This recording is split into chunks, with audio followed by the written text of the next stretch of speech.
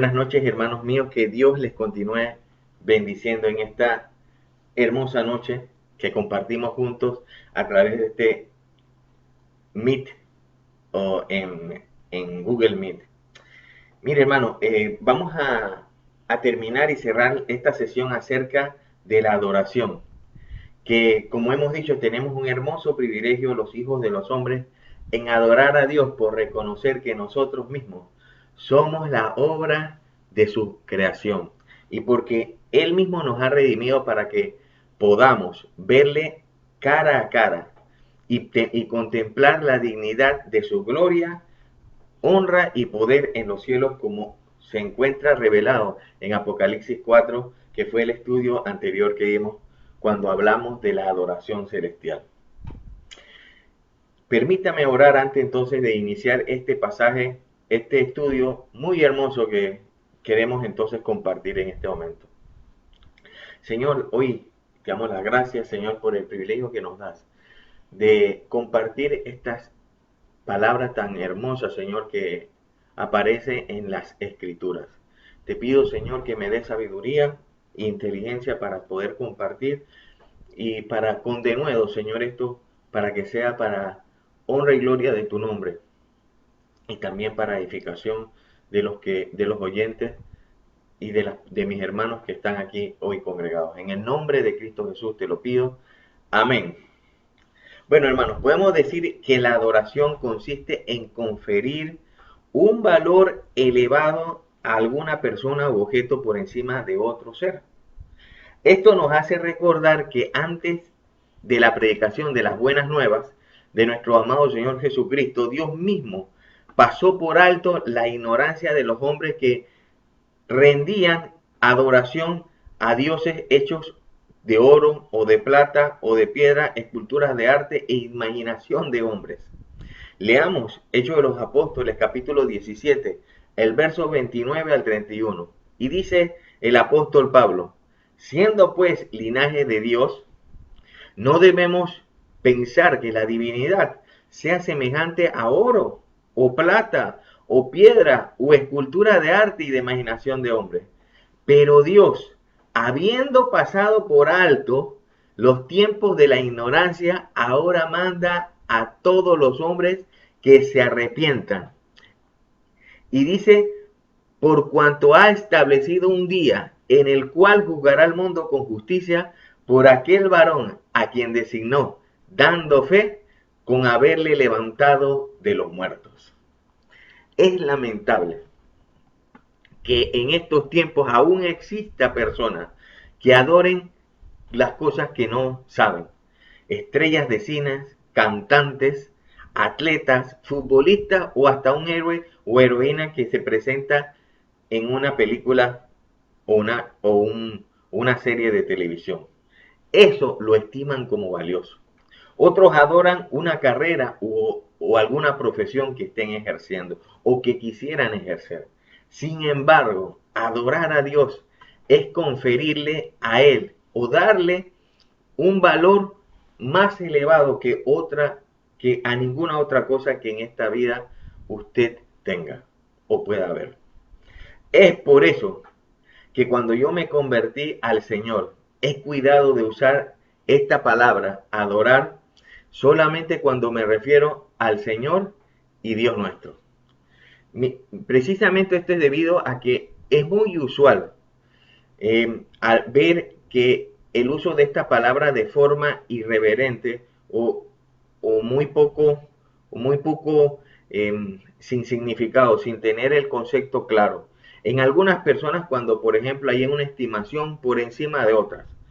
Yo, en los tiempos de mi juventud, cuando una persona, por ejemplo, estaba enamorada, declaraba sus sentimientos más profundos hacia otro, hacia su amado o hacia su amada, diciéndole te adoro. Llegó a ser tan común en algunas otras personas que hasta sus hijos, el amor filial también le expresaban a sus hijos diciéndole te adoro. O viceversa, los hijos diciéndole a su madre te adoro. Lo cierto, hermano, es que la adoración bíblica consiste en conferirle todo valor alabanza, loor, es decir, esos frutos de labios que honran al Señor, su deidad, su reconocimiento, el respeto, tributo y gloria a todo lo que Dios es. Cuando no adoramos a Dios con todo el corazón, esto se debe a la falta de comprensión y aprecio del valor incalculable que Dios tiene y de todo lo que Dios es. La adoración es una respuesta natural al valor que conferimos al Señor. Y en esta lección precisamente tiene como objetivo identificar las actitudes de adoración que verdaderamente agrada a Dios y definir de manera cómo Dios desea que le adoremos y también llevarla a una comprensión profunda del valor infinito que Dios tiene de todo y que todo, porque todo esto lo hace digno de adoración. Gracias pues damos al Señor Jesucristo, que por su gracia y misericordia, que precisamente por sus méritos nos permite libremente acercarnos a Dios para adorarle. La primera vez que escuchamos en la Biblia la palabra adoración, pues precisamente es en el libro de Génesis. Y la podemos encontrar o lo podemos recordar cuando se menciona al padre de la fe. Este es el patriarca Abraham. El día que Dios le prueba, dice, y le manda sacrificar a su hijo amado, es decir, a Isaac, cuando le pide ofrecer a su hijo, porque en Isaac, dice, el hijo que era el hijo de la promesa, sería llamada descendencia. Leamos entonces en Génesis capítulo 22, el versículo del 1 al 5, y dice que aconteció después de estas cosas que probó Dios a Abraham y le dijo a Abraham, y él respondió, heme aquí, y dijo, toma a tu hijo, tu único, Isaac, a quien amas, y vete a la tierra de Moriah y ofrécelo allí en holocausto sobre uno de los montes que yo te diré. Y Abraham se levantó muy de mañana y enalbardó su asno y tomó consigo a los siervos suyos y a Isaac su hijo, y cortó leña para el holocausto y se levantó y fue a un lugar que Dios le dijo. Al tercer día, mire cuánto tiempo pasó, Abraham alzó sus ojos y vio el lugar de lejos. Entonces dijo Abraham a su siervo, esperad aquí con el asno, y yo y el muchacho iremos hasta allí y adoraremos y volveremos a vosotros.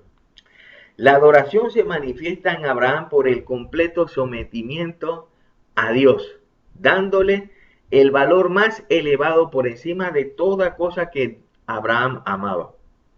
Este contexto trajo como consecuencia que la figura de adoración a Dios fuera por medio de sacrificios. Y sabemos que este evento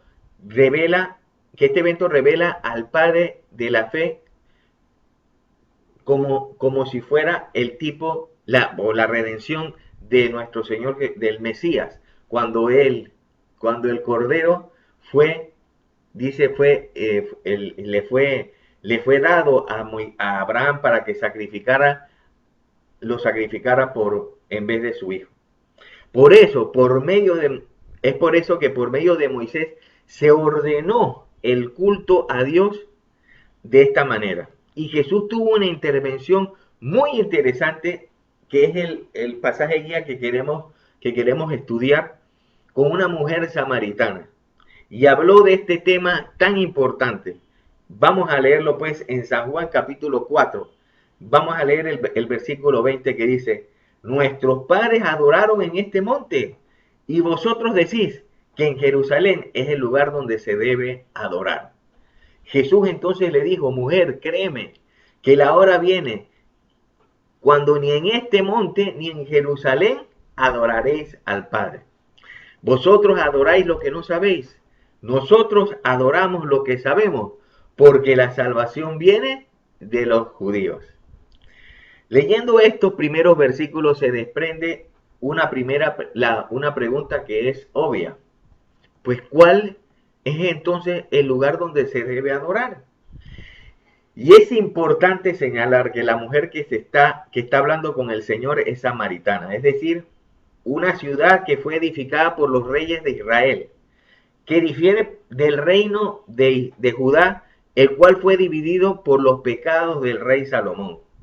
Esta ciudad de Samaria fue donde el patriarca Jacob, o sea, Israel, erigió también un altar y compró, dice, esa tienda a los hijos de Amor por 100 monedas. Hizo una cabaña, hizo su casa, también levantó su casa allí. Es por eso que en los tiempos de Jesús esta tierra tenía mucha importancia y también los judíos los respetaban. De manera que los samaritanos son israelitas y debemos señalar que había una división causada entre ellos y precisamente se agudizó debido a que el rey de Israel se rebeló en los tiempos de Roboam, el hijo casualmente de Salomón. Este primer rey de Israel, llamado Jeroboam, por temor que su pueblo se inclinase al inclinar su corazón al rey de Judá, cuando tenían que, por ejemplo, celebrar todas las fiestas que Dios había indicado en la ley, en el Torá, dice, él prefirió, tuvo una idea que lamentablemente creó una nueva religión, creando, dice, nuevos sacerdotes que no eran de la tribu de Leví, como se había indicado en la ley hecha por Moisés, o escrita por Moisés, y dice que aparte de eso se hicieron becerros de oro para adorarlos. Esto fue lo que separó aún más estos dos reinos y luego ciudades, hablando precisamente en los tiempos de Jesús. Básicamente, estas eran las razones por las que los judíos y samaritanos no se llevaban o no se trataban entre sí. A pesar de que la misericordia del Señor permitía que Dios levantara de entre ellos profetas como por ejemplo Elías y Eliseo para que desviaran su mal camino. Y recordemos que en los tiempos de Jesús habían tres principales regiones. En la que en la Israel antigua llamada Palestina por el Imperio Romano, se podían dividir y podemos, por ejemplo, señalarlo. En primer lugar estaba la provincia de Judea, donde estaba Jerusalén, que es donde se encontraba el templo.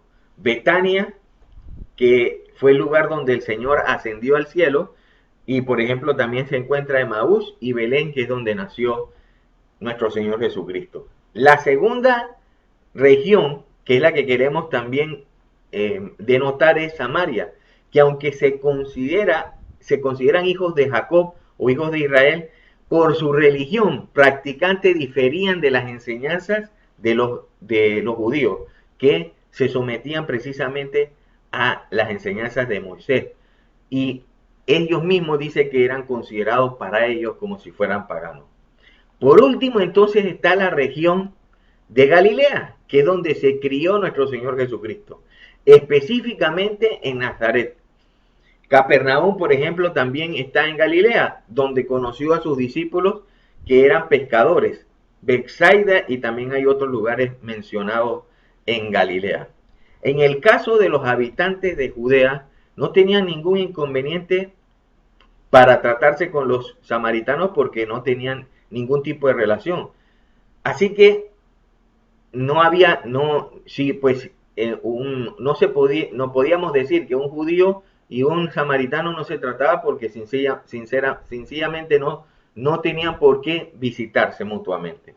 Pero en el caso de Galilea, para los galileos ir al templo de Jerusalén para celebrar una fiesta, por ejemplo, debían pasar por Samaria porque Galilea estaba en el norte y después seguía Samaria y para ir a Judea o a Jerusalén debían pasar por Samaria, a menos que cruzaran el río Jordán para no pisar esta tierra.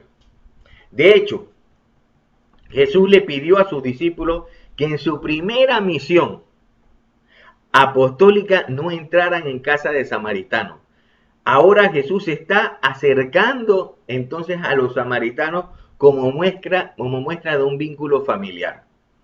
La observación que hace la mujer samaritana es que si Jacob adoraba en este lugar, ¿por qué los judíos dicen que es en Jerusalén que se debe adorar? Luego Jesús le contesta que los judíos adoran lo que conocen o lo que saben. En cambio, los samaritanos adoran lo que no saben.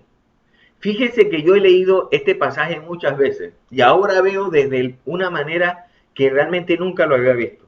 El Señor le habla a esta mujer de una manera firme y clara. Fíjese que es aquí donde podemos reconocer cómo el Mesías contestaría si le preguntaran en este tiempo acerca de las religiones. Siempre hemos oído que debemos evitar hablar de religiones para evitar discusiones, pero estamos hablando del Mesías, es decir, de nuestro Señor Jesucristo. Y esta es la oportunidad que tiene nuestro Señor para acercar a un pueblo que tenía un parentesco con ellos, común a través del patriarca Jacob. Es decir, para ir a las ovejas perdidas de la casa de Israel. De manera que la contaminación de Samaria había sido tal que los judíos, que el motivo de la adoración que les declara Jesús no es la misma que la de los judíos, porque la de los judíos estaba basada en las Sagradas Escrituras. La razón está registrada en la Biblia cuando dice que esta religión fue inventada por el mismo rey Jeroboam. Leamos ahora en Primera de Reyes, el capítulo 12, vamos a leer solamente el versículo 16, 17 y 18. Y dice, hizo también casas sobre los lugares altos, este rey. E hizo sacerdotes de entre el pueblo que no eran de la tribu de los hijos de Leví, como estaba escrito en la ley. Entonces instituyó Jeroboam fiesta solemne en el mes octavo, a los 15 días del mes, conforme a la fiesta solemne que se celebraba en Judá, y se sacrificó sobre un altar. Así hizo en Betel, ofreciendo sacrificios a los becerros que había hecho.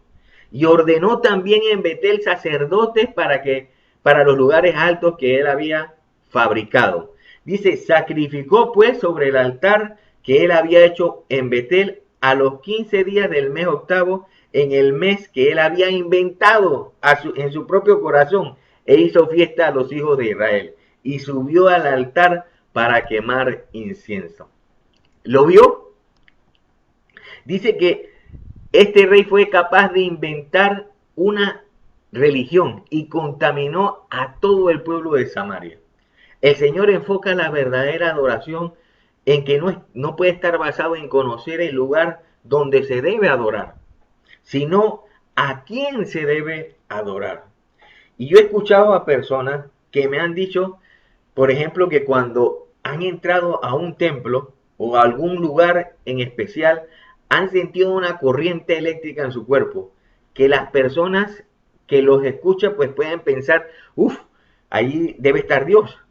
Y hablando de esto me recuerda cuando los israelitas salen, dice, con mano fuerte de la tierra de Egipto y se quedan en el desierto por 40 años. Es aquí donde la palabra adoración se repite por segunda vez. Y lo hacía el pueblo de Israel cuando de mañana, dice, Moisés salía de su tienda al tabernáculo de reunión que había preparado fuera del campamento. Y sucedía que cuando él iba a hablar con Dios, entraba en el lugar santísimo y una columna de nube descendía y se ponía a la puerta del tabernáculo. En ese momento dice que el pueblo adoraba a Dios. Ciertamente Moisés levantó este tabernáculo en el desierto como sombra de los bienes venideros, según el modelo que dice que había el verdadero tabernáculo que Dios levantó en el cielo. Y es donde Jesús está sentado y entró como sumo sacerdote. Precisamente este es el primer aspecto que el Señor aclara acerca de la adoración. Lo relevante en la adoración no es dónde se adora, sino a quién se adora. Jesús tiene como tarea dar a conocer al Padre y Dios nuestro. Por esa razón es el tema o toca con esta mujer el tema de la adoración. Y Jesús señala que los samaritanos erraban, desconociendo a quién debían adorar, porque ellos se apartaron de la ley y de las sagradas escrituras y se inventaron una religión para no entrar nuevamente al templo de Jerusalén por las disputas que ya hemos señalado. Luego dice que los judíos entonces sí adoran lo que saben. Y dice el Jesús el por qué. Fíjese que la razón es porque la salvación viene de los judíos. Tanto los samaritanos como los judíos esperaban y esperan la venida del Mesías en este tiempo, porque los judíos no creen que Jesús es el Mesías. Y los profetas indicaron que el Mesías vendría de la descendencia de la casa de David, es decir, de la tribu de Judá. Pero ellos se habían separado, los samaritanos y los judíos no se llevan entre sí.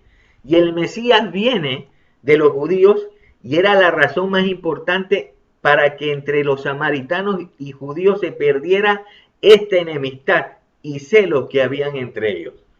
Moisés también declara y profetizó de un hombre de un profeta, dice, como tú te levantaré en medio de tus hermanos. Ellos sabían que el Mesías le declararía todas las cosas. De hecho, esta mujer se lo dice. De manera que la adoración que verdaderamente agrada a Dios se hace visible en la medida que nos sometemos y obedecemos a la palabra de Dios.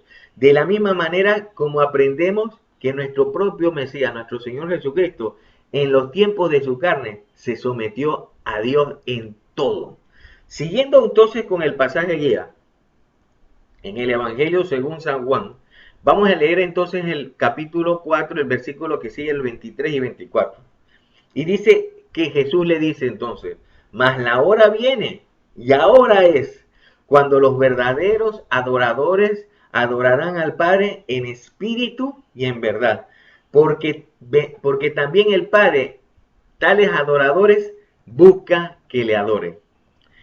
Dios es espíritu, y los que le adoran en espíritu y en verdad, es necesario que le adoren. Fíjese, hermano mío, cómo el Señor explica claramente y de una manera magistral, le enseña a esta mujer la diferencia que habían entre ellos.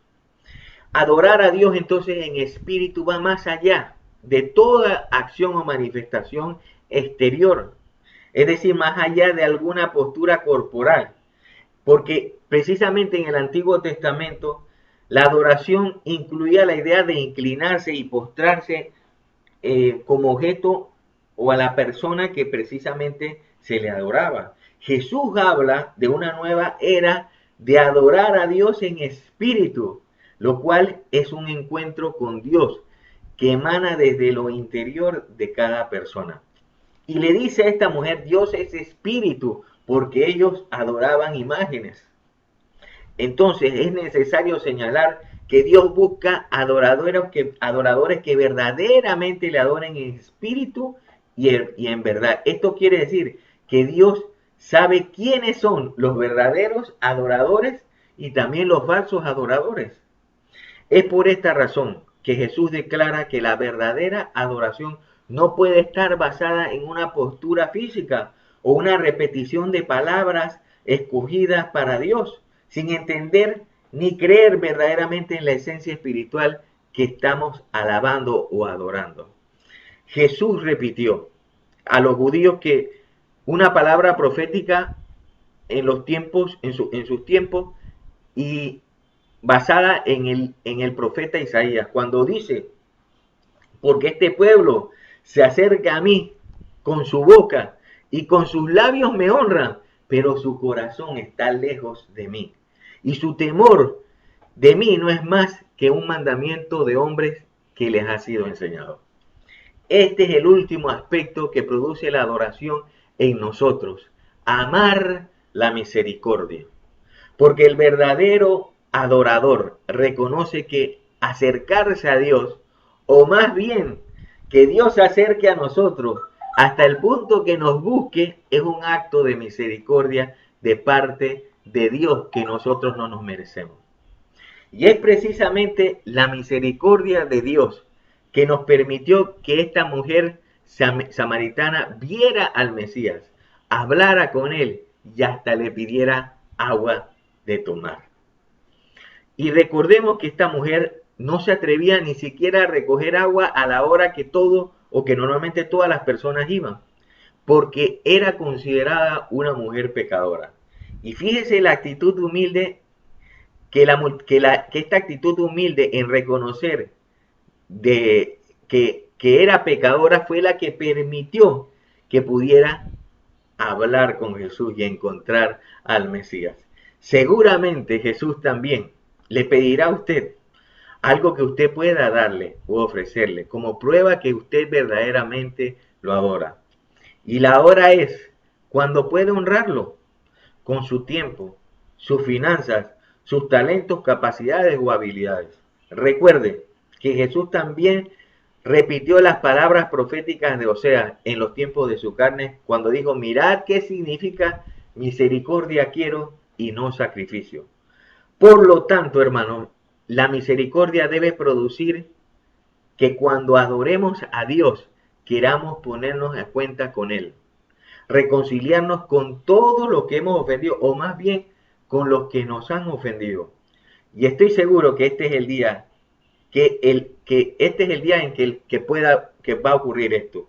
Y precisamente para esta mujer samaritana, ese día que conoció al Mesías, se reconcilió con todas las personas que ofendió y no perdió esta oportunidad de reconciliarse con las personas que también le habían ofendido a ella.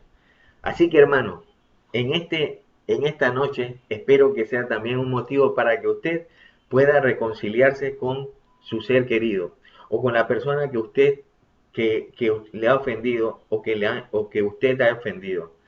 Hermano, adoremos al Señor con un corazón limpio, que podamos desde dentro de nuestro corazón hablar palabras que realmente honren a nuestro Señor, porque le adoramos verdaderamente en espíritu y verdad. Que el Señor te bendiga, hermano.